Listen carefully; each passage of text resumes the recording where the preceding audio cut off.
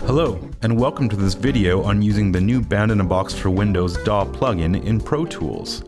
There's a new plugin included with Band-in-a-Box 2019 for Windows that accesses all of the real tracks, real drums, and other content in Band-in-a-Box, but can also be used right inside your favorite DAW without the use of the Band-in-a-Box application.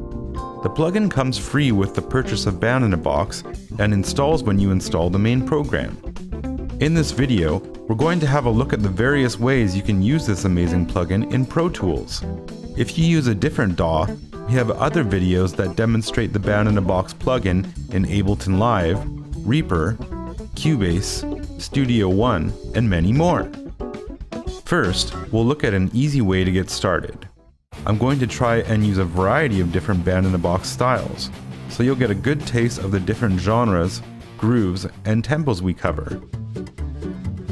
Whether you're into jazz, rock, country, R&B, or any musical styles that you can think of, there's something for you in Band-in-a-Box.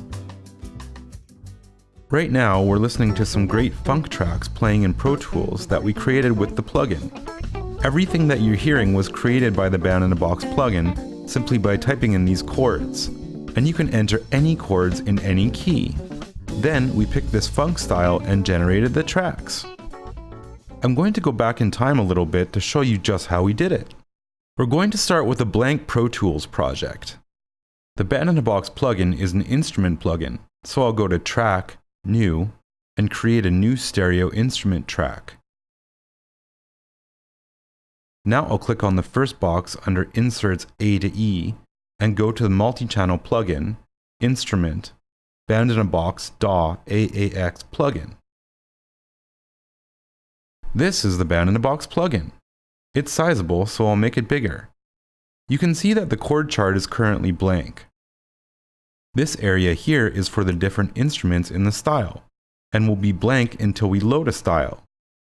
Here's where you can pick a style. Here you can set various musical elements such as the key, time signature, starting bar, ending bar, etc. And there's a spot for a song title, and various menus we'll look at later. In order to get some tracks, we need to pick a style and enter some chords, but not necessarily in that order. So I'll enter a chord progression first. I'll do it in the key of A, and I'll start by entering some chords. A7 at bar 1, and I'll leave that for 4 bars. Then C7 sus at bar 5, and D7 at bar 7. I'll use a handy shortcut K8 to copy the last 8 bars. I'll also add a part marker at bar 9 to outline the form of the song, and that means that the drums will play a fill in the bar right before that part marker. At bar 17, I'll add a part marker as well, but I'll click a second time to make it a B part marker, which means the drums and sometimes other instruments will change what they're playing at that part. And I'll enter B minor, then E minor at bar 19, B minor at bar 21 again, and then E7 at bar 23. I think that's good, but I'll make the end bar 24, change the ending chord to an A, and change choruses to 4 so this entire thing will repeat 4 times. Now we can select a style, either by clicking in the Select a Style area, or by going to the Select menu and picking Select a Style. Here's the list of all of the Band-in-a-Box styles available. As you can see, there's over 6,000 to choose from. You can double-click on any style in the list to hear a sample of what it will sound like. So, for example, if I filtered the list to show jazz styles, I could sample some of them.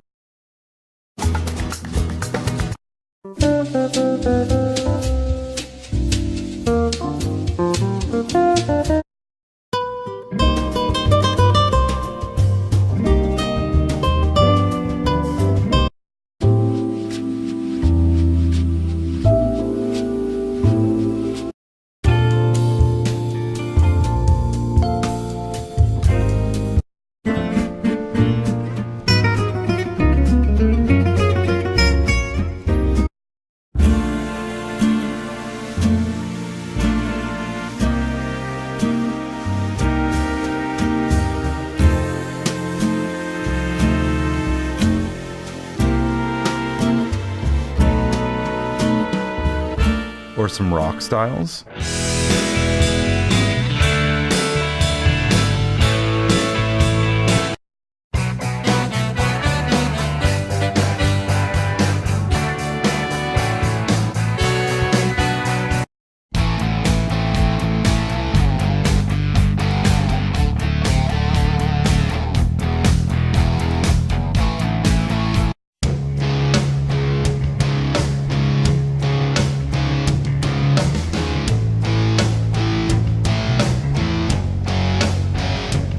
Or some country styles.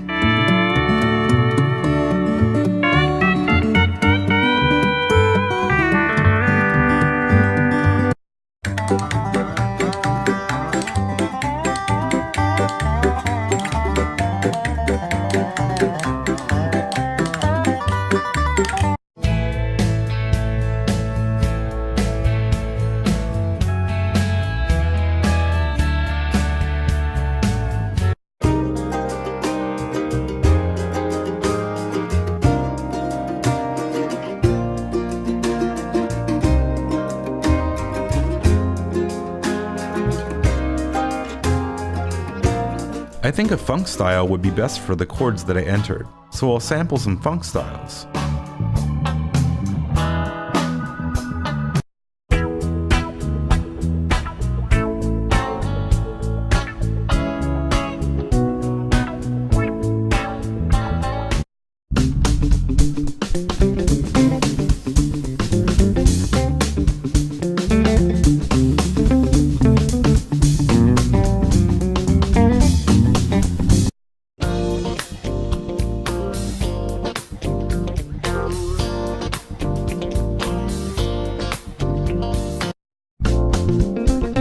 And I like this fetching style. You'll notice that this column shows the ideal tempo of the style, which for this one is 110 beats per minute. That does not mean you have to use it at that tempo, but if it's somewhat close to that, you'll get the best results. I'll pick the fetching style. I'll make the tempo slightly faster than the sample we heard in the style picker, 114 beats per minute. And I'll set that in the DAW as well. When you first add the plugin, it takes the tempo from the DAW, but since we changed it in the plugin, I need to change it in the DAW as well. So now we're ready to generate the parts. There are some custom generation options in this menu, but right now I just want all the tracks generated normally, so I'll press the top Generate button. Now it's creating the tracks. You'll notice that there are some empty green squares and an empty blue square in this area. When the tracks are ready, those squares will be filled in. The generation takes a little bit of time, so we'll skip ahead in the video a little bit. Now our tracks are finished and these squares are filled in with waveform icons, meaning they're ready to drag into the DAW. Before we do that, we can sample the tracks by pressing play in the plugin.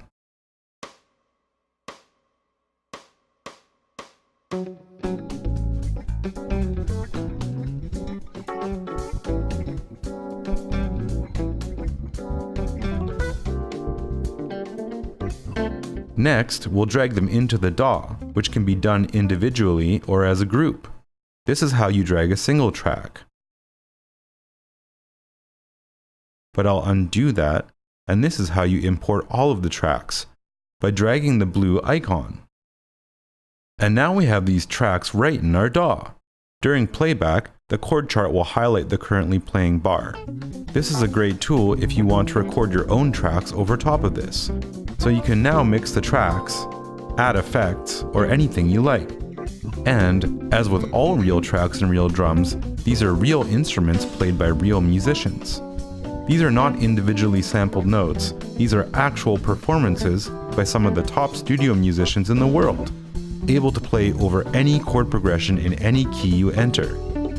This particular style has a bass part by Alex Al, one of the most sought after bass players in LA, who played in Michael Jackson's band for over 10 years, and has also played with the likes of Stevie Wonder, Sting, and many more. On guitar is Bob Lanzetti, electric piano is covered by Jeff Lorber, and drums are played by Spud Seawright. I'll do a few similar but quicker examples like this with a few different styles, so you can get a sense of the scope of what you can do in the Band-in-a-Box plugin. Here I'm typing in some chords like I did before. But this time I'll pick a hard rock style. I'll set the tempo and generate the tracks. Then I'll just drag them in, and I've got some great hard rock tracks in my project.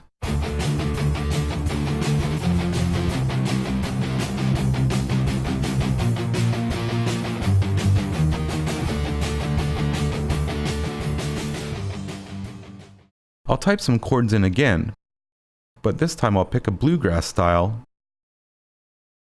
and generate the tracks. Then I drag them in when they're complete, and I've got some great bluegrass tracks in my project.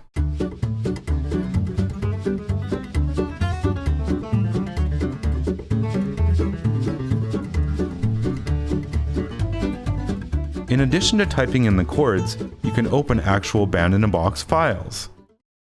These could be files that you've created right in the Band-in-a-Box app, files that other people have sent you, or even the demos that come with Band-in-a-Box. I'll open a Band-in-a-Box song file that features a bluesy Americana style with a resonator guitar by Eddie Dunlap, who has backed up artists like Clay Walker, T-Bone Burnett, and Mo Pitney. So now we have the entire thing entered for us: the chord progression, key, form, etc. All we have to do is generate the tracks and drag them in. Just like that, you have a great Americana style with Eddie Dunlap playing over the changes.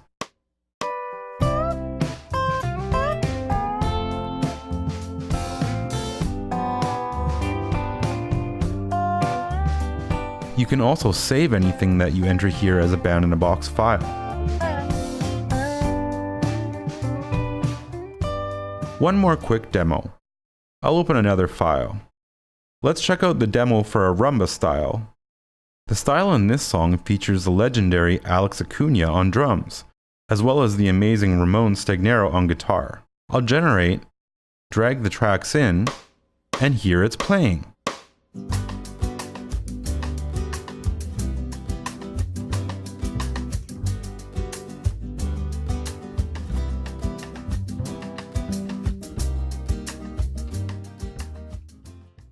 Let's take a look at the installation, setup, and initial loading of the plugin. The plugin works by accessing the real tracks, real drums, and other content within your Band-in-a-Box folder. As such, the plugin is installed during the installation of Band-in-a-Box. It can also be installed with patch updates for Band-in-a-Box. In either case, during the Band-in-a-Box installation, you'll reach the part where the plugin is installed.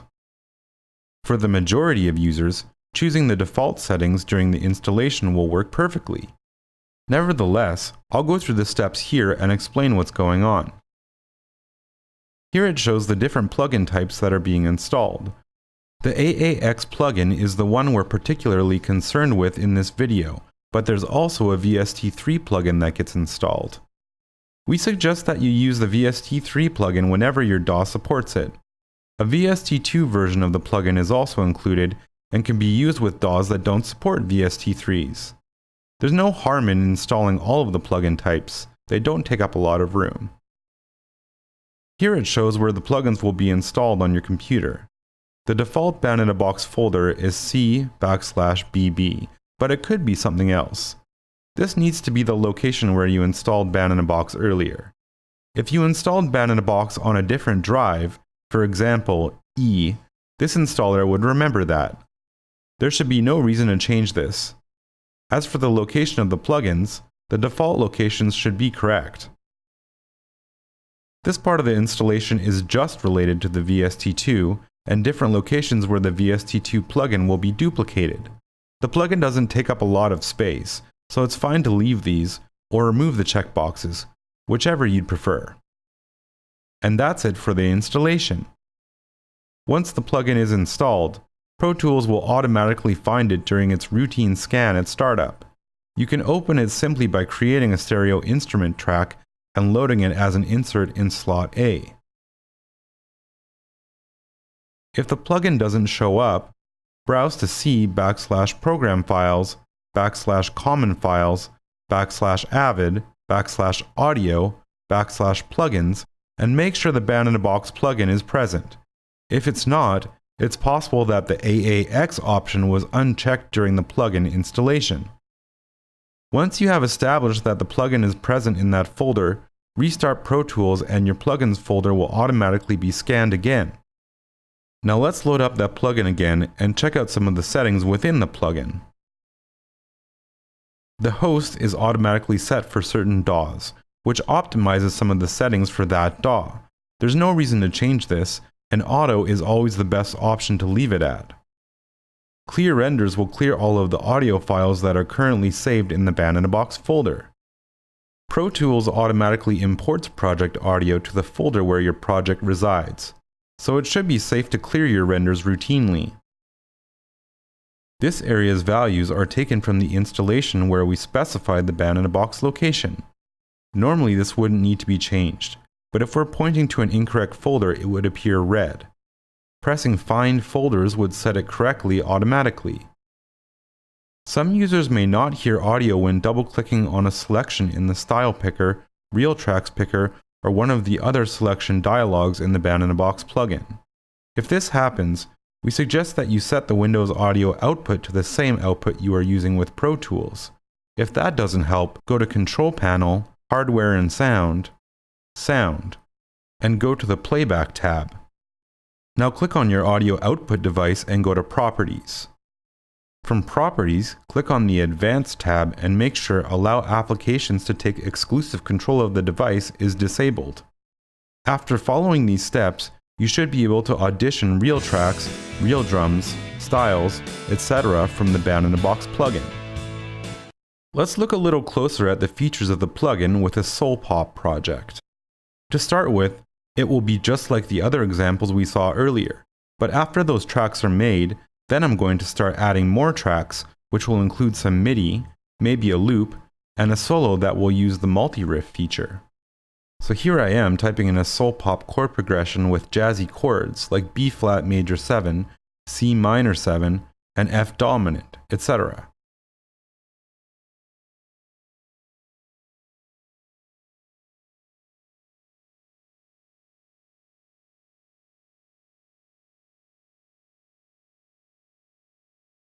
And like before, now I'll load a style. I know I want something around 100 beats per minute, so I'll use the tempo filter in the style picker.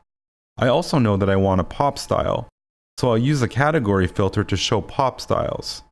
I think I'll choose a style with one of my favorite piano players, Miles Black, so I'll use an artist filter and type in his name. Now I'll preview some of the styles.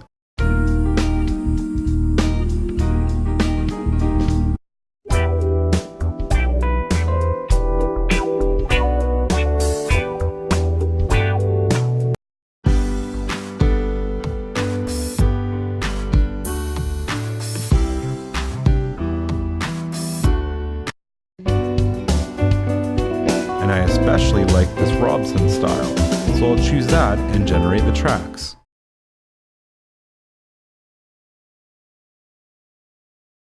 As before, we'll drag from the blue square to make multiple tracks in Pro Tools. Now let's listen to a bit of the song.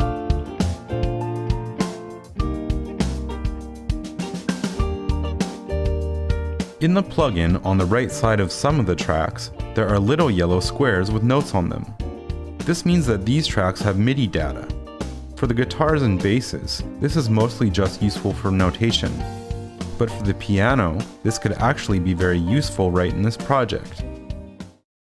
I want a bigger piano sound, and Pro Tools has a great plugin called Mini Grande that I can use to achieve that. First, I'll create a new instrument track and load the Mini Grande plugin.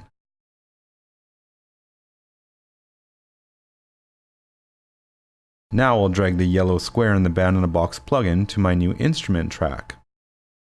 I'll play a little bit with the piano soloed, and I'll change some of the settings in the Mini Grande plugin to get that big and bright piano sound that I'm looking for.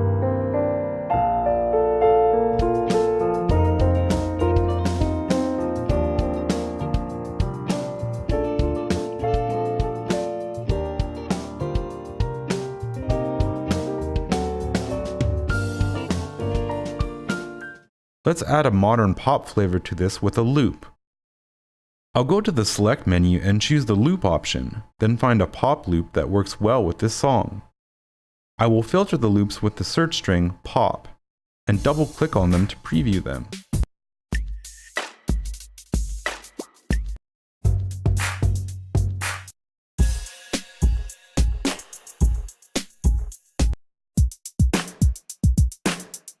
I really like this reminisce loop, so I'll load that one and generate it alone. Once it's done generating, I'll drag it into my project.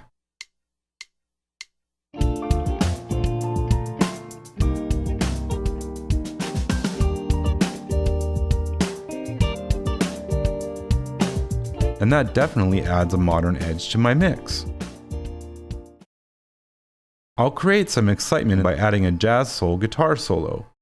I could let Band-in-a-Box generate a great solo by itself, but I want a little bit more control over it, so I'm going to use the multi-riff feature to generate 7 different tracks of the same guitar soloist, and pick the parts that I like the best.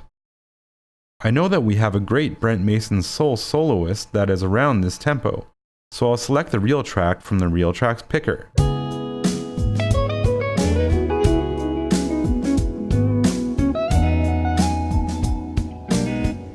Before we proceed with the multi-riff feature, let's take a moment to show you how the different tracks are laid out within the plugin. We now have tracks of various types loaded in the song. There are 3 main sections accessible with the scroll wheel. On top we have the style tracks, all of the tracks that are specifically loaded with the Robson style. Then in the middle we have the special tracks, and we have the one special loops track. Individually picked real tracks, real drums, etc. would go here as well. And then the bottom section is the multi-riff section, which is what we just picked.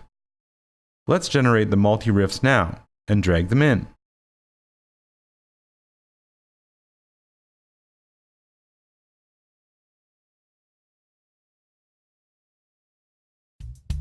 Now we have 7 instances of the same soloist playing different parts on separate tracks. If we tried to play them together, it would sound pretty bad. But the idea is that we can listen to them individually and either pick the one we like the best, or piece together phrases from them if you want more control. For now, I'm going to listen to them all and select the one performance that I like best overall.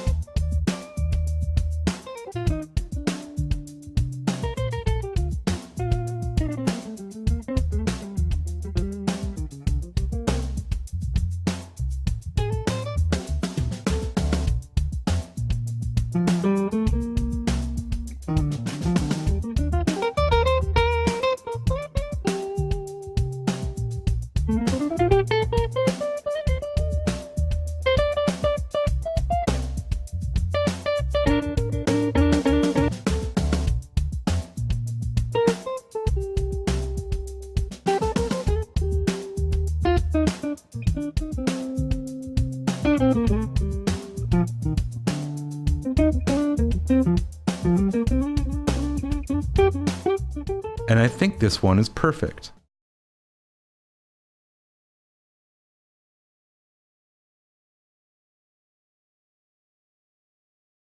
Let's listen to the whole thing now.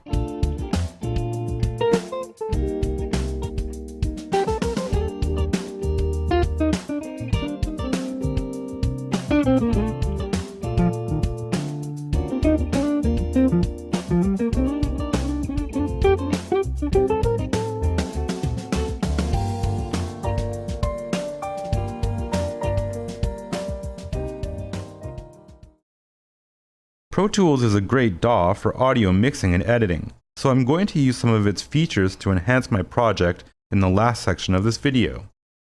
The first thing I want to do is add some reverb to my guitars because they're sounding a bit dry. So I'm going to create one reverb plugin on an auxiliary track and use it for all my guitar tracks. This is a great way to save system resources and maintain a uniform reverb sound between different tracks. I'll go to Track, New, and create a new stereo aux track. I'm also going to create a stereo master fader so I can monitor my mix levels. Now I'll put the master at the top of my tracks and name the aux track Reverb. Let's load a reverb plugin in the first insert slot of the aux track. I'll use Dverb, which is included with Pro Tools. I could modify all of the settings to get the perfect reverb sound, but I'll use one of the factory presets, Medium Room, instead. I can close the plugin now. We're going to use the busing system in Pro Tools, which is essentially like using virtual patch chords. I'll set the input of the auxiliary track to bus 1, 2. Then I'll go to View, Edit Window Views, Sends A to E. As you can see, there's a new column in the edit window called Sends A to E. I'll go to the first guitar track, click on Send Slot A, and navigate to Bus 1, 2 Stereo. This basically means that, in addition to sending the track to the track's output, we're also sending it to a virtual stereo connection called Bus 1, 2. Now we'll see a fader pop up. It controls how much volume we are sending to Bus 1, 2. I'll hold the Alt key and click on it to set the volume to 0 decibels. You can think of this fader as your reverb level control for the track. Now I need to do the same thing for the other guitar tracks, but instead of repeating all of those steps, I'll just hold the Alt key and drag the send that I created to the other tracks. Great! Now let's listen to the reverb that we created.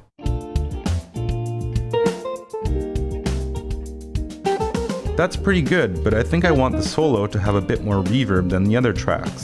So I'll open my send on the guitar solo track and increase the volume a little bit. That sounds much better. The next step will be adding a bit of warmth to the rhythm guitars. Because they are panned fairly far to the left and right, I want them to have a similar guitar tone, which will create a cool stereo effect. In order to do this, I'll use the virtual routing in the program again, but this time I'll route the main output of the tracks instead of using a send. They will be routed into a guitar plugin. I'll go to Track, New, and create a new stereo aux track again. This time I'll name it Amp. Then I'll load a plugin called SansAmp PSA1 and select a preset called 147 Preamp Speaker. Now I'll close the plugin and set the input of the auxiliary track to bus 3, 4, and set the output of my two rhythm guitar tracks to bus 3, 4 as well. Please note that your mixer value for these tracks will control the level that you are setting to bus 3, 4 now. It may look like we're all hooked up, but there's one more thing that we need to do. I'll move the reverb send to the amp auxiliary instead of the original tracks. Otherwise, our reverb will be applied to the original dry tracks. Now let's listen to these guitar tracks. You can quickly A/B the results by pressing the bypass button in the amp plugin.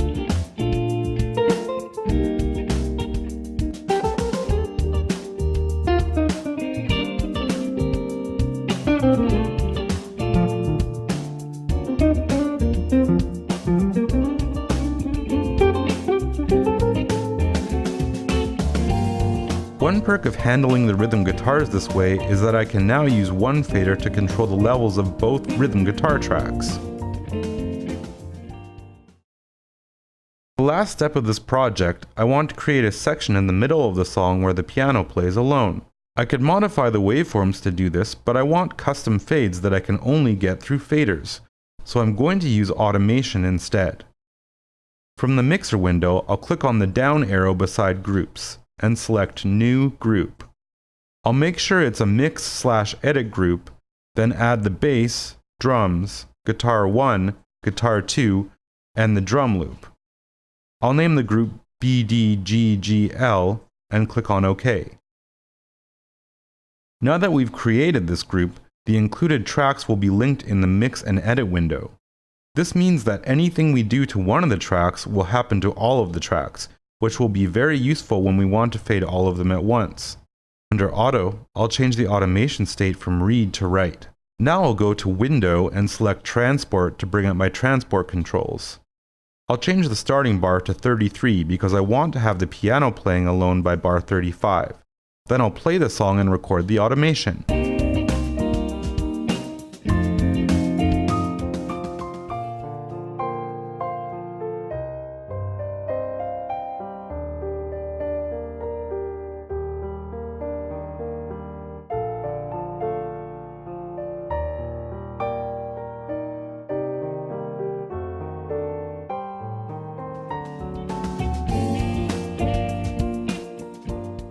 Great, we're all done.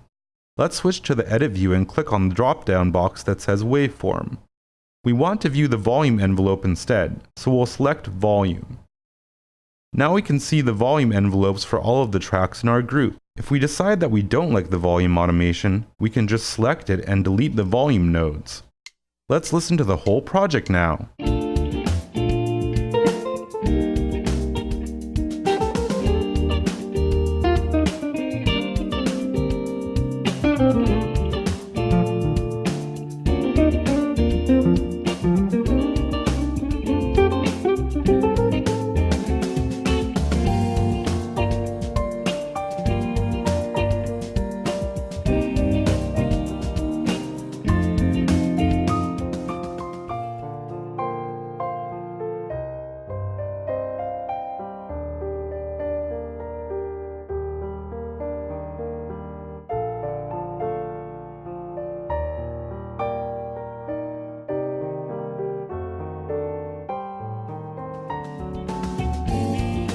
Thanks for watching this tutorial on using the Band-in-a-Box DAW plugin with Pro Tools. Have fun!